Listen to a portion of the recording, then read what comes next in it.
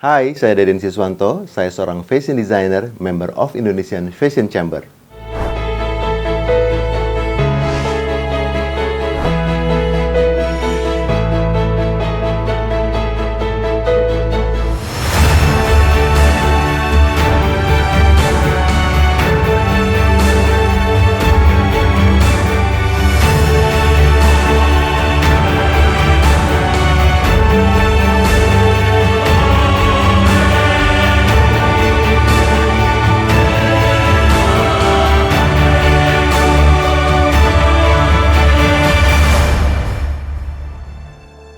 Ya, awal mula terjun ke dunia fashion adalah memang dari awal saya memang senang fashion, di mana juga saya belajar tentang fashion dari sekolah menengah atas langsung terjun ke dunia fashion dan kemudian bekerja di industri pada waktu itu. Jadi ingin jadi seorang fashion designer, tapi pada akhirnya jadi saya harus terjun dulu ke industri fashion tersebut lewat garment ya namanya dulu gitu kan.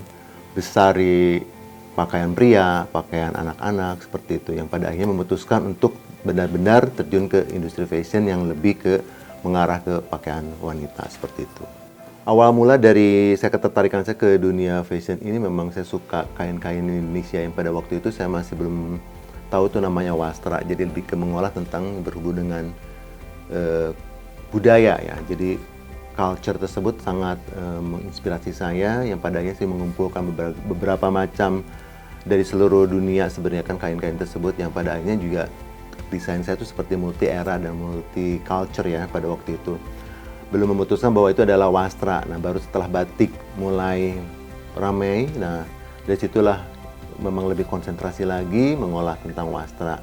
Jadi memang sudah bagian daripada jiwa saya sendiri sebenarnya mengolah sesuatu yang berhubungan dengan budaya, seperti tidak harus memakai kain atau wastra dari daerah mana, tetapi berhubungan dengan bentuk pun juga mungkin tidak harus motifnya ya, tapi cara berpakaiannya atau bentuk-bentuk desainnya ataupun cuttingannya itu kan dari seluruh Indonesia banyak sekali ya, bentuk-bentuk yang sangat beragam dan sangat kaya sekali tentang budaya Indonesia ini bisa diolah dan dijadikan sebuah koleksi yang bisa dipakai sehari-hari sebenarnya gitu kan. Jadi tidak harus hanya dipakai di panggung seperti itu. Itulah yang menginspirasi kenapa saya mencintai wastra Indonesia dan juga mengolah tentang budaya Indonesia seperti itu.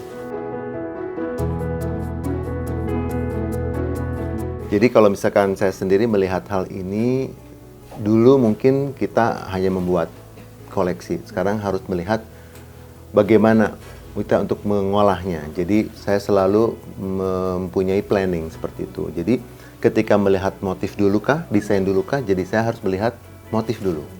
Motifnya seperti apa, kainnya apa, batik ataupun tenun atau songket banyak sekali ya seperti itu. Nah, sekarang bicara batik saat ini.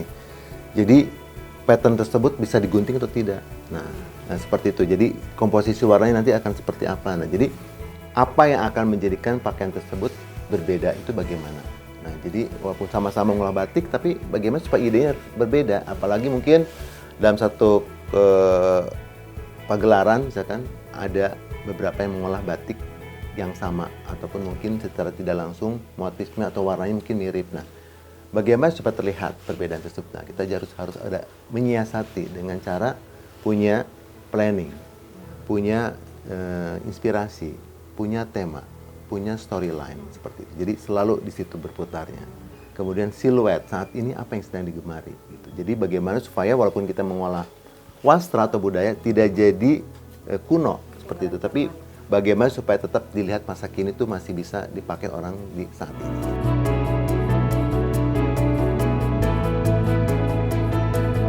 Ya mungkin kayak dalam mencampur warna kali ya, motif seperti itu dalam satu pakaian itu ada beberapa gabungan motif dan juga pasti ada komposisi warna lain yang akan keluar dari situ dan juga tergantung apa yang akan dibuat saat ini kan kita bicara tentang kebaya Nusantara seperti apa di tangan saya dengan menggunakan batik dari Trenggalek ini misalkan. Nah, jadi bagaimana supaya tampilan itu berbeda. Nah, ini suatu tantangan juga nih bagaimana supaya tampil berbeda seperti itu.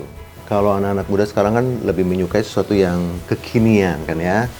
Jadi lebih ke lagi in saat ini seperti apa. Jadi kita menggunakan cutting yang saat ini lagi disukai seperti itu. Jadi bagaimana masuk ke mereka seperti. Jadi mereka lebih suka yang simple, clean look, dan juga sangat tidak membuat mereka jadi repot memakainya seperti itu. Jadi harus juga ada ada semacam edukasinya bagaimana sih menggunakan wastra bagi mereka saat ini. Jadi dan bagaimana mereka mempunyai signature style, itu yang penting. Jadi yang sampai lagi ramai akhirnya mereka semua sama.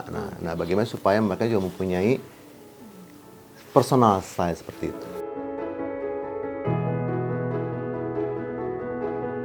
Ya, justru pemerintah ini saat ini sangat mendukung ya. Saya lihat tuh lebih banyak program-program di mana mereka selalu menjadikan wastra tersebut menjadi sebuah ajang untuk bisa menampilkan ini adalah fashion Indonesia. Jadi tidak berbicara tentang satu jenis wastra, tapi apapun itu, dengan adanya banyak program di Indonesia ini, ya tentunya juga sangat membantu kedua belah pihak, yang antara perajin ataupun mungkin fashion designer, yang padanya juga akan jadi akhirnya bisnis to bisnis, ya mungkin lebih ke seperti itu saat ini, dan juga lebih mudah ya, lebih ke bisnis to customer. Nah, kan sekarang prinsipnya lebih see now buy now, orang melihatnya langsung membelinya seperti itu. Jadi itu mudah banget seperti itu, dan juga sangat mendukung sekali.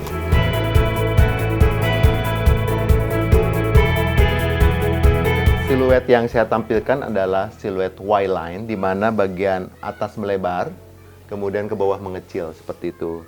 Karena ini semua inspirasi ini dari uniform dari cabin air crew tersebut. Jadi ingin memberikan kesan lebih gagah bagian bahunya. Jadi ini ada shoulder pad ya. Kemudian bawahnya adalah kain lebih kayak seperti kain ya, tapi beberapa bagian ada beberapa bentuk yang bagian depan ada pendek, di bagian belakangnya panjang. Jadi ini ada gabungan dari rok yang lebih pendek dan lebih panjang seperti itu. Semuanya menggunakan selendang sebagai bagian daripada untuk statement saja di sini, dan juga untuk menonjolkan aksesorisnya. Scarf putih di sini untuk bisa menetralisir warna-warna yang ada dari batik tersebut seperti itu. Kelebihan dari kain Trenggalek ini adalah motif-motifnya juga bisa saya berikan lebih bermain dimensinya di sini. Jadi beragam juga secara motif dan warna, dan bagi saya lebih mudah untuk bisa berkreasi atau menjadikan motif-motif di sini cocok untuk kebaya juga, tidak hanya untuk bagian bawah saja seperti itu. Motif batik Trenggalek ini campuran ya, ada flora, ada juga fauna di sini. Jadi dalam satu helai kainnya juga bisa beberapa bagian bisa saya potong untuk bagian tertentu, bisa jadi bentuk-bentuk yang berbeda juga secara motif. Jadi saya letakkan bagian mana dari batik yang mana seperti itu. Jadi masih dalam satu kesatuan tema seperti itu.